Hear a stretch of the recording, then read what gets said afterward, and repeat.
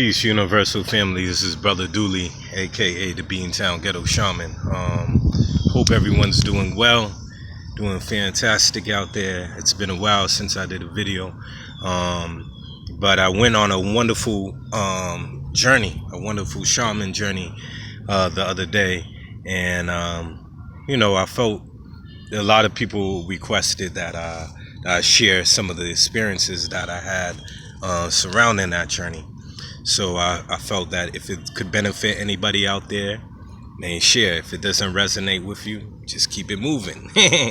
But first and foremost, for those who might not seen any of my videos before, what I do for work is I do natural healings with people, and I'm a massage therapist, and I also been doing energy work for over 10 years, and Qigong and Tai Chi almost over 20 years. So and also I was raised I have two parents who are very spiritual minded individuals, and have imparted a lot of wisdom and knowledge on me since day one. And then I realized through doing a lot of this spiritual work and seeing even some of my past lives that I've been doing this work myself as a soul for many lifetimes. And so it's interesting, interesting stuff. First and foremost, for those who might be new to this path of self-awareness or self-realization, self-cultivation, there's many ways to get there. I don't really promote a level of dogma or a level of saying that there's only one way, my way is better, my way or the highway type of stuff. I think that's I don't think that's very wise to do. I think just like they have so many personalities out there, there's so many ways that people resonate to this reality. I think as many personalities that are out there, you have as many spiritual paths or many different ways to learn about the real you. So in regard to shamanism, which in many ways, if you look at it from a historical perspective, on this planet itself, it's the oldest spiritual system around, and shamanism, the word shamanism really stems all the way back to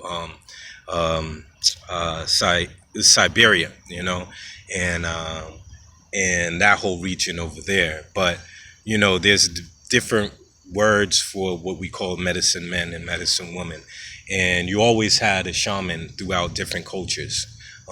You always had shamans throughout different races, and basically the shaman or the medicine man, medicine woman is the person within the community that had direct access to the spirit realm or the spiritual world, and they used the tool of putting themselves in trance-like states to access certain information or be the bridge between the physical and the spiritual world.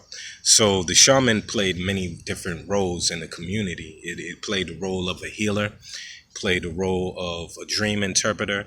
They played the role of being able to, for prophecy, to be able to know when things would to become, So you have people like, for instance, Geronimo, who was a shaman, and who would leave his physical body, and his spirit would be able to hover above, have a bird's eye view to see the enemy when the Native Americans were going to war, and they would be able to plot out and say, hey, they over here, this and that, they posted up. Same thing with Harriet Tubman. Harriet Tubman was a shaman as well, and she would use her psychic abilities to be able to navigate through the Underground Railroad with much success. So you had very historical figures throughout the world who had a shamanistic approach to life. Myself, over the years, especially Tai Chi and Qigong and even Reiki, I had a wonderful Reiki class the other day. had initiated 4 Reiki masters who are out now doing their thing, teaching people. But the energy work for me is a very important work. I realized that, especially doing this energy work, you learn how to clear the your aura. You learn how to clear a lot of psychic junk that might be accumulating on your auric field. You learn how to be able to clear things so you could be more, so you could feel more at peace, so you could feel more happy, so forth. You know what I mean? Be more healthier, you know? Um, but let me jump into my actual mushroom experience. You know, again, the shaman utilizes altered states of mind or trance-like states of mind. So the shaman might use drums, for instance, using the drum or the rattle to bring them into an altered state or to change their brain waves. You know, if y'all heard about delta waves, different brain waves that actually deal with certain states of mind. Um, so they use the sound, they use the dance. You know, a lot of times shamans would go into these ecstatic dances, which allowed them to go into a higher state of mind or an altered state of mind. And then you had shamans that would actually use plant medicine or use mushroom medicine to be able to get in that state of mind as well. Not to say any of these methods that one are better than the other. It's whatever you resonate with and whatever floats your boat. You know what I mean? So for me, I try to utilize all these different ways to get there, but I particularly enjoy using the psilocybin or the mushroom medicine, which I've been um, experimenting in exploring psilocybin since I was in college. So that's like probably yeah, yeah, that's over 10 years ago. So I say about 11, 12 years ago, I've really been exploring this thing with psilocybin, and for a long time I was just taking 5 grams, which there's this guy, this psychonaut, which his name is Terrence McKenna, which a lot of people who are in the psychedelic community know about him. And he would say it was the hero's journey or the heroic dose of 5 grams that he told a lot of people, which is a good start for people to take. But I've been increasing my dosage over the years, and I've been increasing my dosage particularly because I encountered this wonderful elder named Baba Kalindi E. Baba Kalindi is a great teacher, great martial artist, and a great man. And I had the opportunity so many years ago to be at UMass Amherst and to speak with him on a panel there. And you know, people were doing this thing on exploring you know, psychedelics and stuff. And I was speaking that day on urban shamanism, you know, and how we could fit the ancient ways of shamanism and how we could fit that in the hood, how we could be able to fit that in urban settings to be able to awaken and heal people. So, and then I had an opportunity where Kalindi invited me to Detroit to speak to the people out there, where it was fantastic, and I met a lot of great people out there. So it was Kalindi who actually had me start increasing my dosage, and the highest I went up to, I did, you know, as I was telling you, I did 5, then I started going to 10, then 15, then eventually 20, then I got up to 25, and and I think the 25 point was like, whoa, okay, I'm gonna slow down with such a high dosage for a minute because that was deep. But then the other day I said, you know, I'm ready again to go to a real high dose, and I took 31 and a half grams of mushrooms, dried psilocybin mushrooms, and it was amazing. It was amazing. First and foremost, you know, that's what Kalindi would call the heroic big dose, 30 grams and up. And so I wanted to explore this. I wanted to see what Kalindi and some of these other people were saying with these high dosage and how they could really affect you. on so I decided to take this high dose, and I decided to take it at this time because myself, I notice when things seem a little shaky in my world, or when things seem like things are kind of stagnant. For me, that's the time when I go to the sacred medicine, because I've learned over the years it really helps clarify a lot of things. It helps clear a lot of things. For people who might not be familiar with mushrooms and stuff, because we have a lot of propaganda and a lot of misinformation, some people might hear the word magic mushrooms or psilocybin mushrooms, and automatically their mind runs to a place or is triggered by that word, and they automatically think or associate it with drugs. Say some people, oh, that's a drug he's talking about, or he's getting high. No, I'm not talking about that. Don't get me wrong. There are people out there that take these things from a recreational point of view and want to take it to get trippy and all that. But when you do the history on psilocybin and how they were used traditionally through a lot of indigenous people, they were used as a tool for healing and being able to learn more about yourself in this reality. So I always encourage people, even if you're going to explore the mushrooms, to explore it from a place of sacredness and respect, because when you approach it from that, you get more from it. Okay, so that's how I always approach my mushrooms. You know, when I'm about to do a session, I set my intention, which most of the time it's saying that, please, may I be open to healing, may it be open to whatever things that I might need for myself. And I always sage my mushrooms and stuff, and put myself in a sacred place so I could be ready for that journey. You know what I mean? Because I think that's the most important thing when you're starting to set an intention or set up a type of vibration like that. You get more from it. So when I took my dosage, the first thing that happened was that, and this happened to me other times too, so I've kind of noticed this pattern, but I started doing this throw up without liquid coming out, so it was like this purging that I was doing. And again, I think for myself at least, this is a pattern I would always see, that the mushrooms would do inner cleansing or purging of some sort.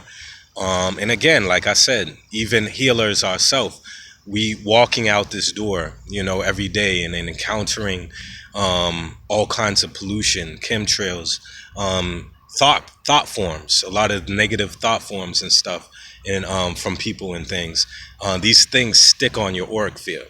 So we have to constantly learn how to cleanse our auric field, and I teach that in Reiki and Qigong and stuff.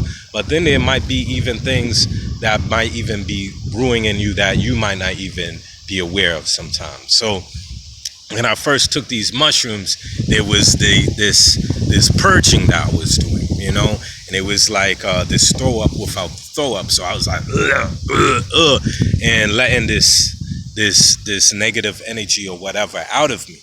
After that happened, what was interesting, I can't tell you everything that happened because it was a lot, so I'll try to highlight the things that really stuck out. But one thing that was really interesting is that it was some relatives in my family. I won't mention their name because I don't want, their own privacy. But basically, these beings, I seen some lower dimensional beings messing with these people, from the astral, from the spirit realm, astral realm. And so I went and I approached these beings. I was like, listen, you're not going to mess with so-and-so no more. You know what I mean? You're going to let this person go. And one of these beings looked like a reptilian looking alien with these red eyes and all that. And I literally, I warned it. I was like, you could either go back to your dimension, or, I'm going to obliterate you. It's going to be a wrap for you. You know what I mean? So the bean didn't take my warning, so I had to fuck it up, I handled that, you know what I mean? And I did that for another person that's very close to me too, where I seen this being that was on her, and I had to eradicate that, you know what I mean? So again, a lot of the work with the mushrooms, I see, at least for me in my journeys, where I'm at now, is sometimes it's just doing a lot of uh, exorcisms, or the level of clearing a lot of negative stuff around people.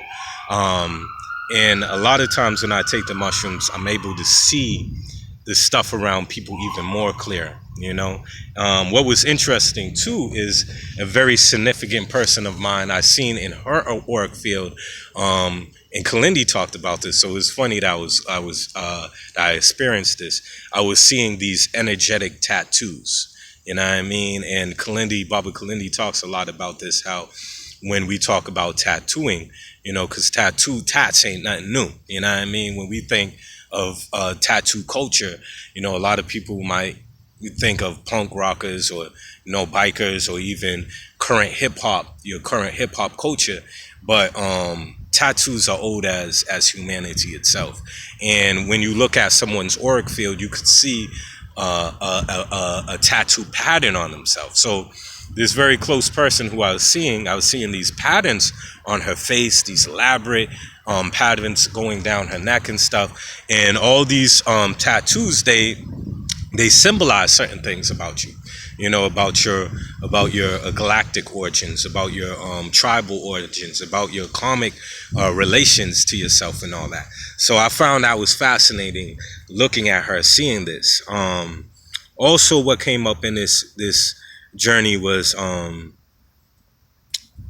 I tapped into the universal archetype of the divine feminine, Shakti. I got a vision that I was seeing all these women around the world, and they were vibrating at this high frequency, and it was affecting the earth. Literally, the earth's frequency was changing. And what I got from that vision was that the earth's frequency is changing, but particularly this new energy that's coming in there. You're going to see more woman empowerment coming up. You're going to see more of the goddess energy rising up, and I found that was interesting. Also, past lives stuff came up for me in this journey. I was able to see one of my daughter's past lives, and in this particular life, she was a Asian woman, and it was I looked like it was around the time of in Japan, around the samurai time. And what was so interesting is I was able to see her death, and what happened was that she had a very violent death. These assassins literally cut up her body into pieces, and my daughter came in the astral world, and we was both able to witness this. Now, this ain't the first time my daughter was able to be in the astral world with me. My daughter and my son, very old spirits, and I'll tell you something about my son in a minute. But with my daughter there, me and my daughter's watching this scene. It was like a movie, literally in front of us. And I was telling her, I was saying that you can let go of this experience now. You know what I mean? That this pain that you've been holding on from so many lifetimes ago, you can let that go. And I was like, death doesn't have to be a bad thing. It doesn't have to be a negative thing. Actually, I told her, go to death and kiss death. So it was that itself was very deep. And then I started seeing some other past life things where it was a good friend of mine. I seen how she was connected to me in another past life, that we were married, and then this other friend of mine, how we were connected. So, I mean, the thing I find interesting is that people that are around you, friends, family, what have you, it's a guarantee that y'all have been around each other for many lifetimes. Like, coincidence of having friends with somebody in your life, and like basically saying that, there is no coincidence. There was a connection there before. And that kind of brings up something I was thinking about. I was checking out this guy named Jason. His name is Jason Quit. He's this European dude who very interesting. I stumbled upon some of his videos on YouTube, and I find this guy very interesting. One is that he's into shamanism and also Qigong. So automatically that stuff resonates with me. So, but what he was saying in his Qigong, the guy was saying that a lot of the ancient postures, or even the ancient Egyptian or Kemetic statues that you might see the pharaohs in, these were ancient Qigong stances. And for those who might not be familiar with Qigong, is in the same family as Tai Chi. It's exercises that promote the life force energy in you. So he was saying in his video how, like, for instance, you might see an ancient statue of some of the pharaohs with their hand like this to their heart and their hand down there. He was saying he would mimic some of these statues, and he noticed that his energy was getting stronger, that his auric field was getting stronger. And I just found that was interesting, because when we think of some of these martial arts or some of these art forms, a lot of us think about just Asia or Asian people who have ushered this in or developed it. But the origins of a lot of these art forms go all the way back to Kemet, go all the way back to Atlantis and stuff, which I find very interesting. That same guy, Jason Quit, I brought him up because I was thinking about, he was saying about past life stuff, right? So he was saying how these beings brought him to the constellation Pegasus. I think it's called Pegasus, right? What have you. And he ended up waking up on this planet, which he said was a very ice planet, but had little greenery near the equator. And basically he woke up in this classroom and still having his thoughts and everything as Jason on this earth, but he woke up in this boy's body on this particular planet in a classroom. And it was bugged out because he's like, oh my God, I'm in this other body. And he tries to talk to the kids around him, and he's trying to tell them, what time is it, where am I, whatever. They're looking at him crazy because I guess he's trying to speak in English, and I guess on that planet, spoke another language or whatever.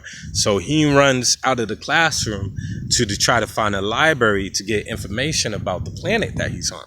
But by that time, he, gets snapped back into his body, what have you. He realized from that experience, it wasn't that he was jumping into anyone's body. He realized that particular thing that he experienced was actually him, but just him in another dimension.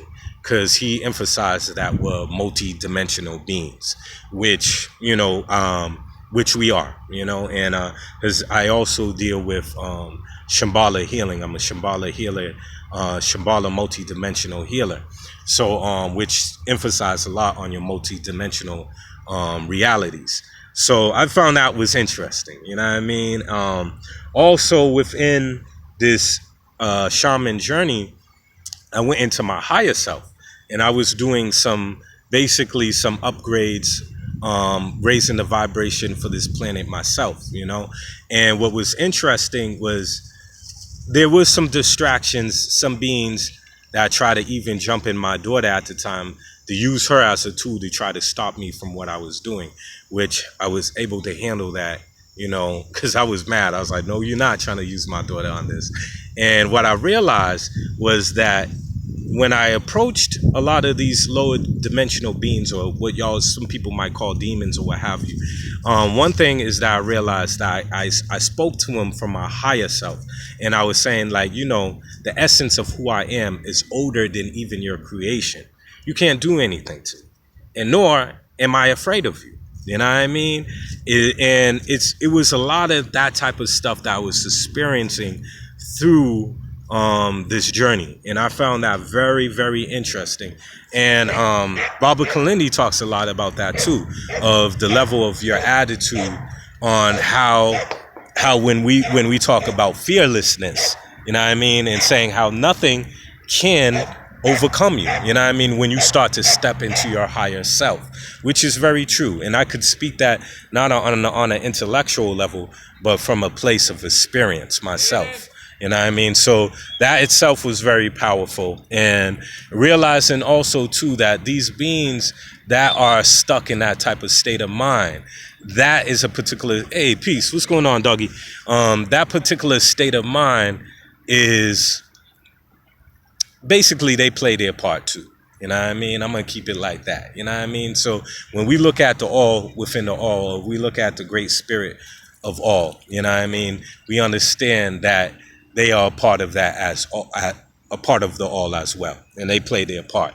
So everything basically happens for a reason along that line, and when you start to explore yourself and explore these realities, you'll be able to get a better understanding of that. One person that really highlights that a lot is my brother Panic, you know, which I took his class. When it was it? A couple of, like, so many weeks ago, like almost last month, which was a great class. A lot of the stuff in the class I was kind of familiar with also, but there was a couple of things in there that he highlighted for me, which I was very grateful for, especially some of the PDFs, some of the rare books that was shared in the class and stuff. So I definitely encourage those out there who are into the occult science and stuff like that to check out his class. Also check out my homie Dr. Lean Bay's class too. These are just references of people out there that are doing the work and doing things to help start to see your true potential, you know. But I'm running out of time on this video here, and I hope those who are listening to this, I hope it was useful, might get something out of it or what have you. But and those who are into exploring teaching plants, such as maybe ayahuasca, iboga, or even psilocybin or what have you, take it to the full force. You know what I mean? Because this is what time it is. You know what I mean? These things aren't to be used to.